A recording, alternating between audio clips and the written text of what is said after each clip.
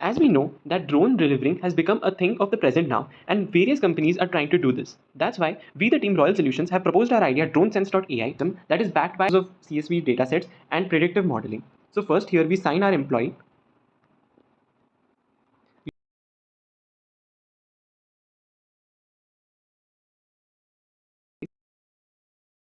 Now we can see we have got our drone delivery analysis over here. Suppose if I want to select a city, say Mumbai. Here, I know the population of Mumbai is around 90 lakhs, where average literacy is around 85. Mumbai is situated at a height of around 200 meters, to 22 to 80 meters from sea level, and people order there daily. The weather in Mumbai is usually cloudy or rainy. And suppose if I want to select any of these drones, say Meteornet M2, 15 kgs, and I know Chhatrapati Shivaji Airport, Santa Cruz East, Trombay. There are several areas which are no-fly zones. So based on this, I would calculate the route feasibility. You can see the map of Mumbai over here. I enter the warehouse location. Say suppose if the warehouse is in say Powai, and the destination is Santa Cruz East, which is near the airport.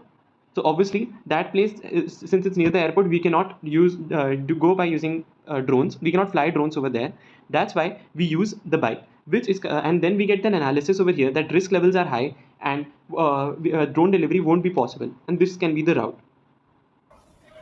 Now, I would like to show you the website demo of our application. Here, I've already pre-entered all the fields. Now, suppose if I want to go from Jayanagara to JP Nagara, here I can see the distance of nearly 6 kilometers can be covered very quickly with an average drone height that has to be traversed is only 73 meters, where we can order these things and the profitability will be quite high. Whereas if I want to go from Jayanagara to say Electronic City, here we can see that we'll have to use bike and it won't be that much profitable. Thank you.